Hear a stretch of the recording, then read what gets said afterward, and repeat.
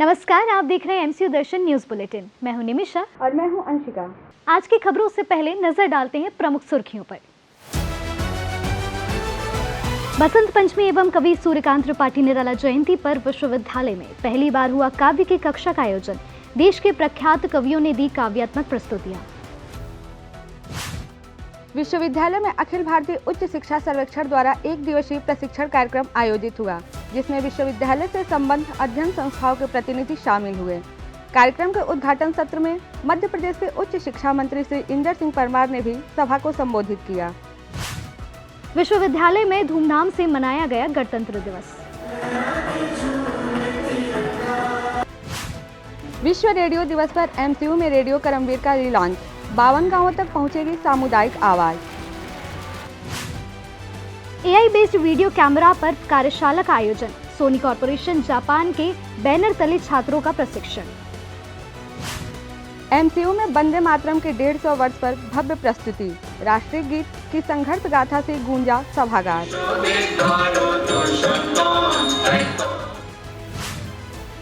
प्रतिष्ठित समाचार संस्थानों विस्तार न्यूज, अमर उजाला, हरिभूमि और दैनिक जागरण ने विश्वविद्यालय में कैंपस प्लेसमेंट का आयोजन किया।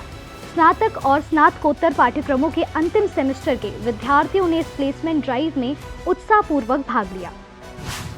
एमसीयू में विदिशा जिले से आए विद्यार्थियों का शैक्षणिक भ्रमण। बसंत पंचमी एवं सूर्यकांत त्रिपाठी निराला की जयंती के अवसर पर विश्वविद्यालय में पहली बार काव्य की कक्षा का आयोजन किया गया। इस अवसर पर देश के 5 प्रसिद्ध कवियों ने काव्य का पंचामृत विषय पर काव्य कक्षा ली। कार्यक्रम का उद्देश्य विद्यार्थियों को कविता और लोक साहित्य से जोड़ना था। देखिए एक रिपोर्ट।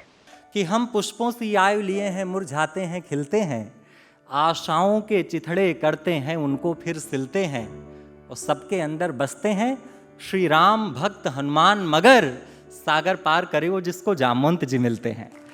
विश्वविद्यालय द्वारा आयोजित काव्य की कक्षा में देश के 5 प्रख्यात कवि रामायणधर द्विवेदी, सूरज राय सूरज, डॉक्टर सुरेश, राजेश शर्मा और मासूम गाजियाबादी ने सहभागिता की।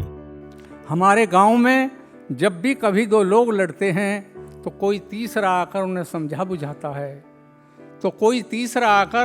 उन्हें समझा बुझाता है। तुम्हारे शहर का लेकिन मियाँ दस्तूर उल्टा है, यहाँ वो तीसरा बस फोन से फिल्में बनाता है। क्या बात है। कवियों ने गीतों, कविताओं और दोहों के माध्यम से विद्यार्थियों और श्रोताओं को भाव विभोर कर दिया। वसंत लिए जीता हूँ, एक वसंत लिए जीता हूँ, पतझड़ का करते श्रृंगार, वैसे तो दिल दुख का दरिया, मैं पानी का हो कोई सामने भी नजरें नहीं उठाता, गिरने का बुलंदी से डर भी नहीं सताता, और गुदवा रखे हैं अपने पदनाम गुंबदों ने, मैं संगे नींव कोई तख्ती नहीं लगाता। इस अवसर पर वरिष्ठ पत्रकार विनय उपाध्याय ने महाकवि सूर्यकांत त्रिपाठी निराला के काव्य पर केंद्रित निराला के शब्दराग की प्रभावशाली प्रस्तुति दी। सखी वसंत आया, भरा हर्ष वन के मन नवोत्कर्ष छाया। जब निराला ये कहते हैं तो लगता है कि जैसे वसंत एक नए संगीत के साथ हमारे पास पहुंच रहा है। तो देखने की बात यह है कि निराला ने दरअसल कविता में शब्द को ही रूपायित नहीं किया, शब्द के साथ उसके भीतर छुपे हुए नाद को भी पहचाना। उन्होंने कहा कि यदि मैं छंद के प्रवाह के साथ कविता लिख रहा हूं और छंद को तोड़ भी अगर रहा हूं, तो मुझे दरअसल शब्द के नाद को पहचानना चाहिए।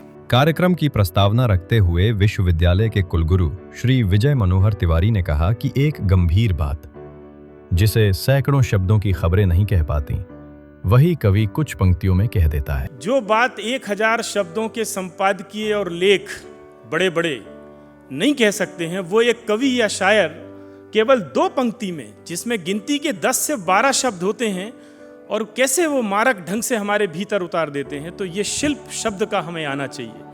कार्यक्रम के दौरान कवियों ने न केवल अपनी चर्चित रचनाओं का पाठ किया, बल्कि लोकगीत भी प्रस्तुत किए। गाढ़े में जो बिसरई बा हमें हरी, जातों से हम बोलब नाही, तू बहिनी बहिनी का हवा, फेरी नात कबों तो से जोड़ब नाही। पूस में ले खिचड़ी अइबा, गठरी सड़ी जाए पे खोलब नाही। और सावन में तो है बांधे बदे, जरई फेरी ताल में बोरब नाही। समापन अवसर पर कवियों ने विद्यार्थियों को लक्ष्य प्राप्ति का संदेश दिया और इस प्रकार के साहित्यिक आयोजन के लिए विश्वविद्यालय की सराहना की। नौकरी तो देखिए क्या है कि पेट की डिमांड है, परिवार पालना पड़ता है, लेकिन ये गज़ल तो आपके आत्मा की भूख है। नौकरी पेट की भूख मारती है, ये गज़ल है और ये सारे एहसासात तो ये आपकी आत्मा की भूख मारते हैं बेटा, ये तो खुराक है।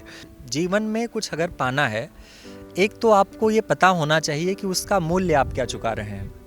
यदि कुछ पाने के लिए आपको अपना स्वत्व खोना पड़े, आपके व्यक्तित्व पे कोई आ जाए, उसकी अस्मिता खंडित हो, तो फिर वो प्राप्ति नहीं होती है। तो मेरा सबसे ही निवेदन है कि जो कुछ हासिल करें वो अपने स्वाभिमान की रक्षा करते हुए तब करें। आभार प्रकट करते हैं आप लोगों के लिए, आपके विश्वविद्यालय को, आपके कुलपति को, कि जिन्होंने हमें आमंत्रित किया और 5 लोगों के साथ आमंत्रित किया और सबने अपने प्रसाद वितरित किए। विश्वविद्यालय में अखिल भारतीय उच्च शिक्षा सर्वेक्षण के अंतर्गत 1 दिवसीय प्रशिक्षण कार्यक्रम का आयोजन किया गया। इस कार्यशाला में विश्वविद्यालय से संबद्ध अध्ययन संस्थाओं के प्रतिनिधियों ने भाग लिया और उच्च शिक्षा से संबंधित डेटा संग्रह एवं रिपोर्टिंग प्रक्रिया की जानकारी प्राप्त की। AISHE कार्यशाला के उद्घाटन सत्र को मध्य प्रदेश के उच्च शिक्षा मंत्री श्री इंदर सिंह परमार ने संबोधित किया। ज्ञान में शक्ति है, भारत का एक प्रकार से ताकत रही है, आधार रहा है। उसी आधार को, ज्ञान को ये आगे फिर से स्थापित करना चाहते हैं। हमारे विश्वविद्यालय हो, चाहे हमारे शैक्षणिक संस्थान हो या हमारे और कोई संस्थान यदि शिक्षा के क्षेत्र में काम करते अपने देश के विद्यार्थियों का एक प्रकार से समग्र विकास करने में लगे हैं, उन सब का आज इस सर्वे में भी महत्वपूर्ण भूमिका रहने वाली है। वहीं विश्वविद्यालय के कुलगुरु श्री विजय मनोहर तिवारी ने विश्वविद्यालय की शैक्षणिक गुणवत्ता, सुदृढ़ परीक्षा प्रबंधन और नवाचारपूर्ण पाठ्यक्रमों के बारे में बताया। आगामी जुलाई के सत्र से हम 2 सर्टिफिकेट प्रोग्राम, 2 पाठ्यक्रम डिजिटल मार्केटिंग और फाइनेंशियल अकाउंटिंग का शुरू करने जा रहे हैं। इन पाठ्यक्रमों की अवधि 6 महीने की होगी। उद्घाटन के पश्चात आयोजित तकनीकी सत्रों में विषय विशेषज्ञ ममता श्रीवास्तव ने AISHE पोर्टल की विस्तृत जानकारी दी।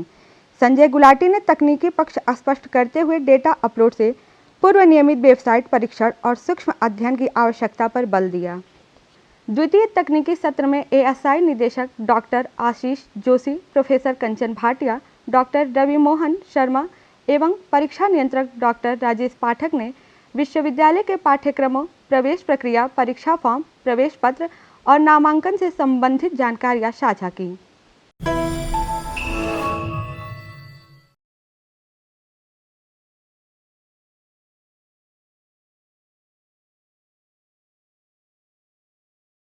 ध्वजारोहण के पश्चात राष्ट्रगान के साथ समारोह की शुरुआत हुई, जिसमें विश्वविद्यालय के अधिकारी, शिक्षकगण एवं बड़ी संख्या में विद्यार्थी उपस्थित रहे।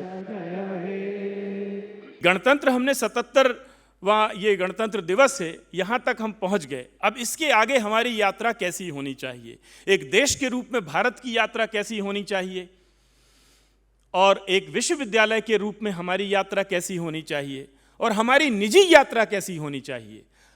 कोई भी विचार जो है वो व्यक्तियों से ही आगे चलता है। हम जो करेंगे वही कुल मिला के राष्ट्र के कुल अकाउंट में जमा होगा और तब एक राष्ट्र कुछ कर रहा है ये दिखाई पड़ेगा दुनिया को। इस अवसर पर आयोजित सांस्कृतिक कार्यक्रमों में विद्यार्थियों ने देशभक्ति से ओत-प्रोत गीत, नृत्य एवं सामूहिक प्रस्तुतियों के माध्यम से राष्ट्र प्रेम, एकता और संविधान के मूल्यों को प्रभावशाली ढंग से प्रस्तुत किया।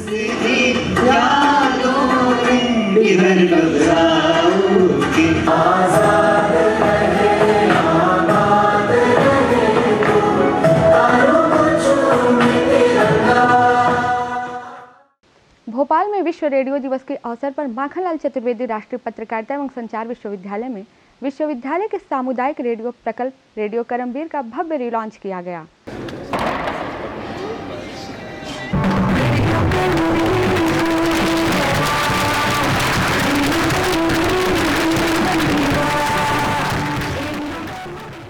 स्वामी विवेकानंद के चित्र के समक्ष माननीय कुलगुरु एवं श्री मिथिलेश नंदिनी शरण जी ने रेडियो का बटन दबाकर एक नए तेवर और कलेवर के साथ रेडियो करमवीर को रिलॉन्च किया।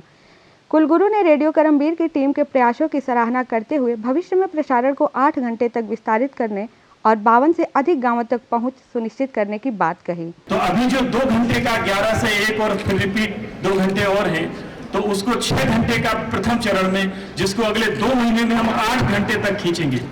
चूंकि भोपाल की परिधि में, जैसा कि उन्होंने बताया कि 52 गांव में हम सुनाई पड़ते हैं, तो ये 52 गांव की एक ऐसा परिवार हम बनाएं जो हमसे आवाज के जरिए जुड़े। रेडियो करमवीर की रिलॉन्चिंग के साथ ही विद्यार्थियों के लिए विशेष रेडियो कार्यशाला आयोजित की गई। इस कार्यशाला में आवाज की दुनिया के जाने माने विशेषज्ञों ने विद्यार्थियों को रेडियो लेखन और प्रस्तुति की बारीकियां सिखाईं। एक तरह से आने वाले समय के ब्रॉडकास्टर्स आपकी विश्वविद्यालय में तैयार हो रहे हैं, संस्कारित हो रहे हैं ब्रॉडकास्टिंग की कला में। ये अपने आप में बहुत बड़ी बात है और मैं इसके लिए अपनी हार्दिक बधाई देता हूँ विश्वविद्यालय को, आपके कम्युनिटी रेडियो कर्मवीर को और उसकी जो पूरी टीम है उसको मेरी ढेर सारी शुभकामनाएं आप सबके लिए। विश्वविद्यालय में सोनी कॉरपोरेशन के सहयोग से एमसीयू दर्शन स्टूडियो और इलेक्ट्रॉनिक मीडिया विभाग द्वारा एआई आधारित प्रसारण कैमरों पर कार्यशाला आयोजित की गई। टेलीरॉड के तकनीकी विशेषज्ञों ने लेटेस्ट कैमरों का लाइव डेमो देते हुए विद्यार्थियों को ह्यूमन ऑब्जेक्ट फोकसिंग जैसे उन्नत तकनीकी का प्रशिक्षण दिया।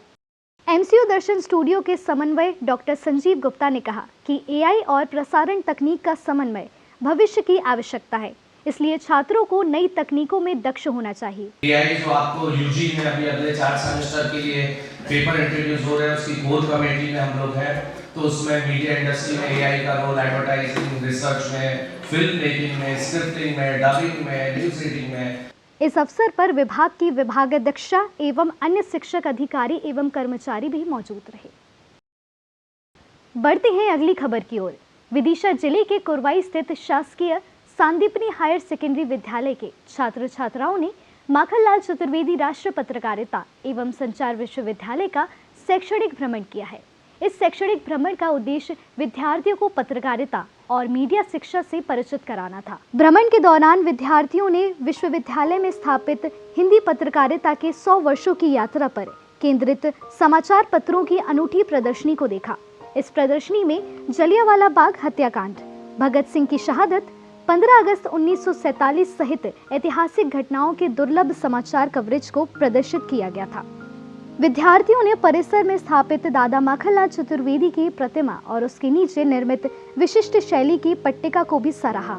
स्वामी विवेकानंद का 45 फीट ऊंचा चित्र और कार्टून प्रदर्शनी विद्यार्थियों के आकर्षण का केंद्र रही। इस अवसर पर विद्यार्थियों ने विश्वविद्यालय के मीडिया स्टूडियो और केंद्रीय पुस्तकालय का भी भ्रमण किया।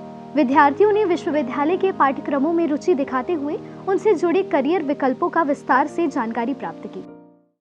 इसी के साथ एमसीयू दर्शन न्यूज बुलेटिन में इतना ही। अगले बुलेटिन में फिर होगी आपसे मुलाकात। नमस्कार।